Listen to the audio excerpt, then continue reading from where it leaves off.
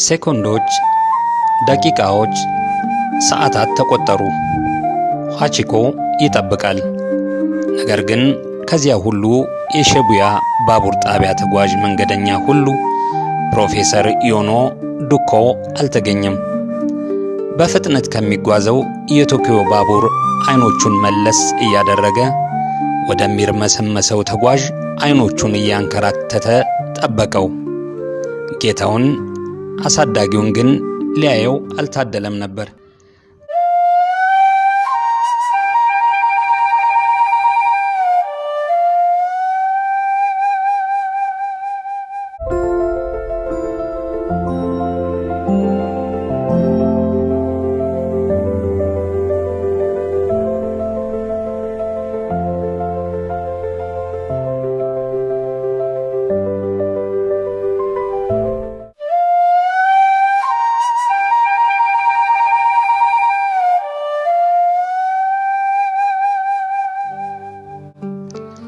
ሰላም ጤና ይስጥልን ውድ አድማጭ ተመልካቾቻችን፣ በዛሬው መሰናዷችን ብዙ ጃፓናውያንን እንዲሁም ከርሱም አልፎ ታሪኩን የሰሙና በፊልም የተመለከቱትን በዓለም ዙሪያ ያሉ ሰዎችን በእንባ ያራጨውንና ዛሬም ድረስ ታሪኩ የሚነገርለትን ታማኙንና ተወዳጁን ሀቺኮ የተሰኘውን የጃፓን ውሻ ታሪክ ባጭሩ እናስቃኛችኋለን።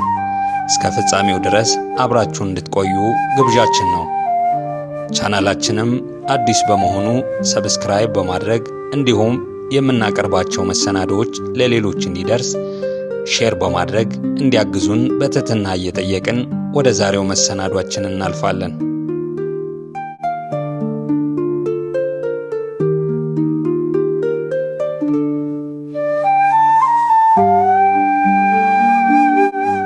ጊዜው እንደ አውሮፓውያን አቆጣጠር ህዳር 10 1923 ዓመተ ምህረት የዛሬ 101 ዓመት ገደማ ነው። በጃፓን ኦዴት በተሰኘችው ከተማ የተወለደው የዛሬው ባለ ታሪካችን ታማኙና ተወዳጁ የእምነትና የጥንካሬ ተምሳሌት ተደርጎ የሚወሰደው ሀቺኮ የተወለደው ከተወለደ ከአንድ ዓመት በኋላ ማለትም በ1924 እንደ አውሮፓውያን የዘመን ቀመር በወቅቱ በቶኪዮ ኢምፔሪያል ዩኒቨርሲቲ መምህርና የግብርና ተመራማሪ ፕሮፌሰር ዮኖ ጋር እህል ውሃ አገናኝቷቸው ለማሳደግ ወደ ቤቱ የወሰደው። ታዲያ ከዚህ በኋላ ነው የሀቺኮ የታማኝነትና የፍቅር እስከ መቃብር ድረስ የመታመን ታሪክ ገድል መጻፍ የጀመረው።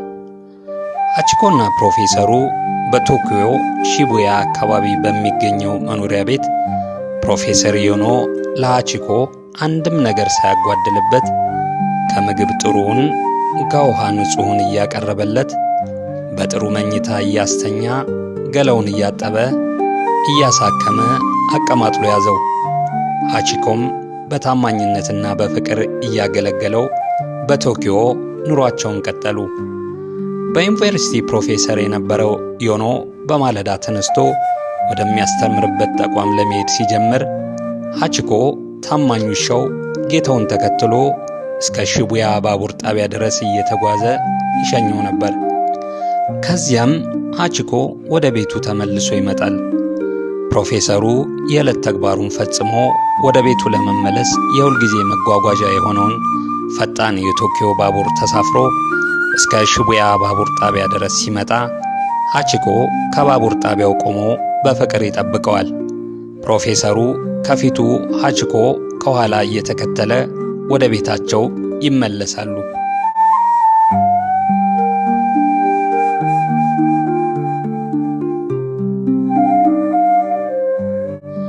የፕሮፌሰር ዮኖና ሀቺኮ ወሬ በድፍን ቶኪዮ የታወቀ ሆነ። በተለይም በሺቡያ የባቡር ጣቢያ የሚሰሩ ሰራተኞች፣ የዘወትር የባቡር ጣቢያው ተጓዦች እንዲሁም የአካባቢው ነዋሪዎች ሀቺኮንና ፕሮፌሰሩን ዘወትር በባቡር ጣቢያው ስለሚመለከቷቸው አብዝተው ይደነቁ ነበር። ሀቺኮ ጌታውን በማለዳ መሸኘትና ከሥራ ሲመለስ ደግሞ እዚያው ከሸኘበት ባቡር ጣቢያ ሄዶ መጠበቅና መቀበል የዘወትር ተግባሩ ሆነ።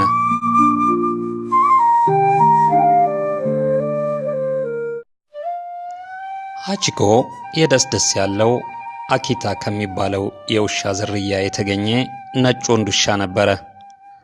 ክብደቱ 41 ኪሎ ግራም ሲመዝን ቁመቱ ደግሞ 25 ኢንች ወይም ደግሞ 64 ሳንቲሜትር ገደማ እንደነበር ይነገርለታል። በ1924 እንደ አውሮፓውያን አቆጣጠር የተገናኙት ሃቺኮና የግብርና ፕሮፌሰሩ ዮኖ ግንቦት 21 1925 ይህች ቀን እስክትጎድልባቸው ድረስ ላለፉት 12 ወራት እንደተለመደው ከዚያው በባቡር ጣቢያ እየታዩ ከረሙ። ግንቦት 21 1925 እንደ አውሮፓውያን አቆጣጠር ፕሮፌሰር ዮኖ እንደተለመደው ሃቺኮን ተሰናብቶ ከእርሱ ዕውቀትን ለመቅሰም የሚጠብቁትን አያሌ የቶኪዮ ኢምፔሪያል ዩኒቨርሲቲ ተማሪዎችን እያሰበ ለመሄድ ሲወጣ ያ የተወደደው ውሻው ሃቺኮም በቀኑ ማምሻ በሻቡያ ባቡር ጣቢያ ጠብቆ እንደሚቀበለው በሙሉ እርግጠኝነት ነበር። ሃቺኮም ጌታውን እንደሚጠብቀውና እንደተለመደው አብረው እንደሚመለሱ እርግጠኛ ነበር። ነገር ግን ይህች ቀን እንደምትጎልባቸው በአይነ ሥጋ ለመተያየት መጨረሻቸው እንደነበረችም ሁለቱም አልጠረጠሩም። ፕሮፌሰሩ ወደ ቤቱ ሲመለስ ባቡር ጣቢያ የሚደርስበትን ሰዓት ሃቺኮ እንደ ሰዎች ሰዓት ሳይመለከት አላርም ሳይሞላለት ወይም ደግሞ አስተዋሽ ነጋሪ ሳያስፈልገው እንዲሁ ያውቀው ነበር። በዚህች ዕለትም ግንቦት 21 1925 ሃቺኮ ሰዓቱን ጠብቆ በባቡር ጣቢያው ተገኝቶ ያን አሳዳጊውን ክፉና ደግ አብረው ያሳለፉትን ደግ ፕሮፌሰር ይጠብቀው ነበር። ሴኮንዶች፣ ደቂቃዎች፣ ሰዓታት ተቆጠሩ። ሃቺኮ ይጠብቃል። ነገር ግን ከዚያ ሁሉ የሺቡያ ባቡር ጣቢያ ተጓዥ መንገደኛ ሁሉ ፕሮፌሰር ዮኖ ዱኮ አልተገኘም። በፍጥነት ከሚጓዘው የቶኪዮ ባቡር አይኖቹን መለስ እያደረገ ወደሚርመሰመሰው ተጓዥ አይኖቹን እያንከራተተ ጠበቀው። ጌታውን አሳዳጊውን ግን ሊያየው አልታደለም ነበር። ትመጫለሽ ብዬ መንገዱን አላምነው የሚመላለሰው ሌላው ሰው ነው እንዳለ የሚወዳትን ፍቅረኛውን ጥበቃ አይኑ የተንከራተተው የአገራችን ሰው ሃቺኮም አይኖቹ ተንከራተቱ። ፕሮፌሰር ዮኖ በዕለት ሥራው ላይ እንዳለ በድንገት ሕይወቱ አልፎ ነበር። ለሞት ያበቃውም በጭንቅላቱ ውስጥ ደም በመፍሰሱ ሐኪሞቹ እንደሚጠሩት ሰረብራል ሄሞሬጅ እንደሆነ ተነግሯል።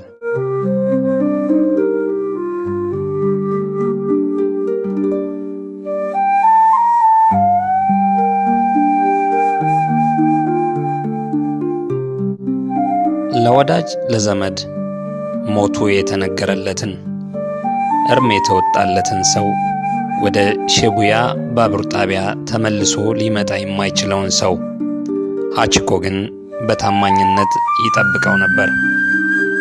ቀናት፣ ሳምንታት፣ ወራት እንዲሁም ዓመታት ተቆጠሩ።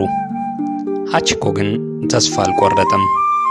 በዚያ የባቡር ጣቢያ ሕይወቱ እስካለፈችበት 1935 ዓመተ ምህረት ድረስ በአጠቃላይ ለ10 ዓመታት ከባዱ የክረምትና የበጋ ሙቀትና በረዶ፣ የባቡሩ ጩኸትና የተጓዦቹ ግርግር ሳይበግረው ታማኝነትን ከሁሉ አስበልጦ በዚያው እየዋለ እያደረ ጠበቀው። የሃቺኮን ነገር የደረሰበትን መከራ የሚያውቁ ሁሉ ይወዱታል፣ ይንከባከቡታል። ምግቡንና መጠጡንም እዚያው ባቡር ጣቢያ እየወሰዱ ይሰጡት ነበር።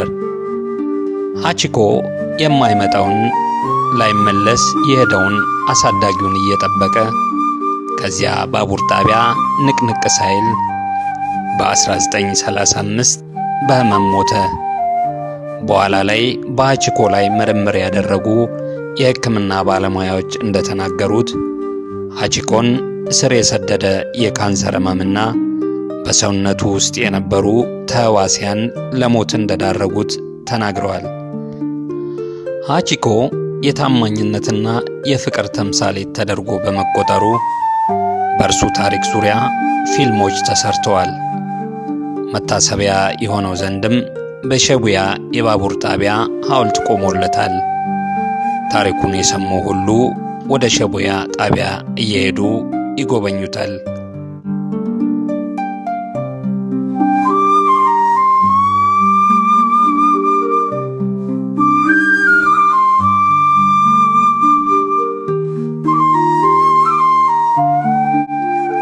ለሃቺኮ መታሰቢያነት በተሰራው ሐውልት ስር ተጽፎ የሚገኘው ማስታወሻ እንዲህ ይነበባል። ሃቺኮ ከ1923 እስከ 1935 የአኪታ ዝርያ የነበረው ይህ ውሻ ከአሳዳጊው ህልፈት በኋላ ለ10 ዓመታት በባቡር ጣቢያ እየጠበቀ በዚያው ሕይወቱ አልፏል። በፍጹም ታማኝነቱ አሳዳጊውን በጽናት የጠበቀው ሃቺኮ ጥንካሬውና ታማኝነቱ ለጃፓን ምልክት ሆኗል ይላል።